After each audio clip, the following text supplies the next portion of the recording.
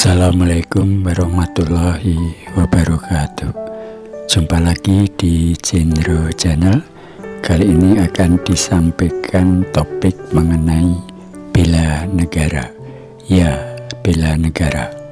Apa itu bela negara?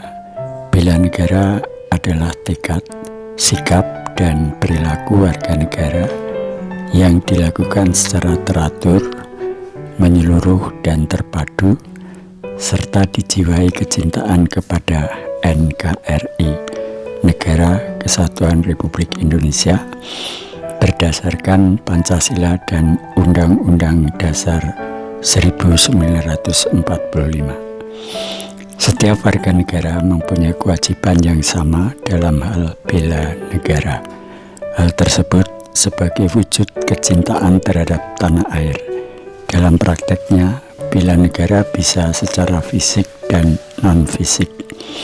Wujud bela negara secara fisik bisa diartikan sebagai usaha mempertahankan dan menghadapi serangan fisik yang mengancam keberadaan negara tersebut.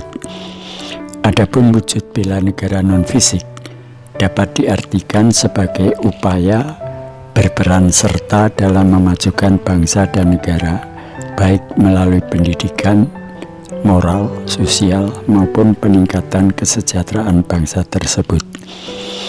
Landasan konsep bela negara adalah adanya wajib militer.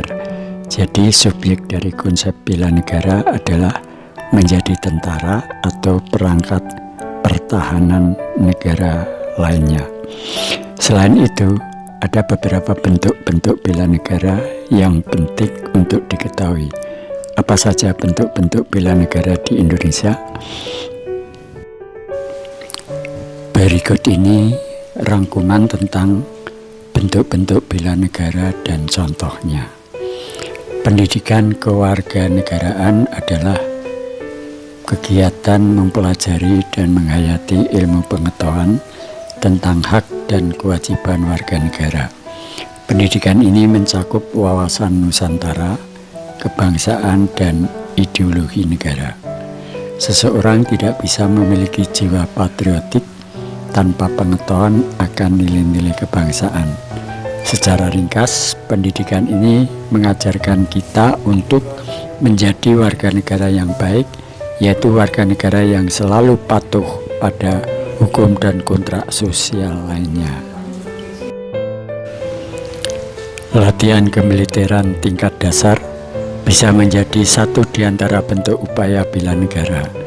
Dengan ikut latihan, raga dan jiwa akan terlatih. Berpartisipasi dalam latihan kemiliteran berbeda dengan menjadi anggota militer. Nilai penting dari ikut latihan ini adalah memupuk kemampuan fisik sekaligus menumbuhkan jiwa patriot dan nasionalisme dalam diri.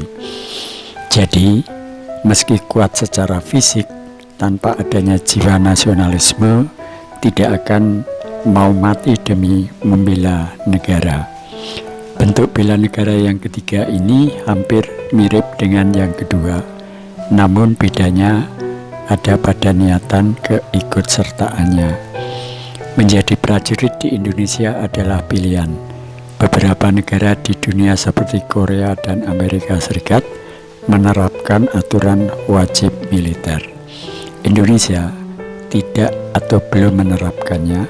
Bukan tidak mungkin beberapa tahun ke depan bisa jadi aturan wajib militer diterapkan, terutama jika negara dalam keadaan genting akibat peperangan dengan negara lain.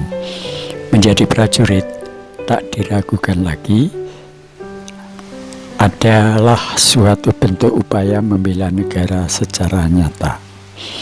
Bentuk upaya bela negara yang satu ini ditentukan oleh profesi. Secara sederhana, siapapun dapat membela negara sesuai pekerjaan atau keahlian profesinya. Sebagai contoh, seorang guru dapat menerapkan upaya bela negara dengan cara membimbing para murid dengan tekun sehingga meraih apa yang dicita-citakan kelak. Mengajar di depan kelas secara profesional adalah suatu bentuk bela negara. Terakhir, dalam upaya bela negara, tidak harus selalu mengangkat senjata dan masuk ke satuan militer, kepolisian, dan satuan keamanan lainnya. Namun dari sisi individu itu sendiri memiliki suatu pengabdian tersendiri terhadap masyarakat. Banyak pekerjaan masyarakat yang tidak berhubungan dengan kegiatan keamanan dan mengangkat senjata, tetapi masih berkaitan dengan pengabdian kepada masyarakat.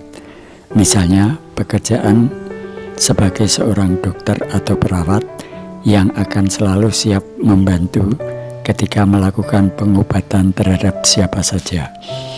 Hal tersebut merupakan satu di antara bagian dari upaya-upaya dalam rangka meningkatkan pembelaan negara. Beberapa contoh bela negara dalam kehidupan sehari-hari yaitu menciptakan suasana rukun, damai, dan harmonis dalam keluarga, membentuk keluarga yang sadar hukum, meningkatkan iman dan takwa dan ilmu pengetahuan dan teknologi, menciptakan suasana rukun, damai, dan aman dalam masyarakat, menjaga keamanan kampung secara bersama-sama, mematuhi peraturan hukum yang berlaku, membayar pajak tepat pada waktunya. Demikian topik yang dapat disampaikan pada kali ini. Terima kasih atas perhatiannya. Sampai jumpa. Wassalamualaikum warahmatullahi wabarakatuh.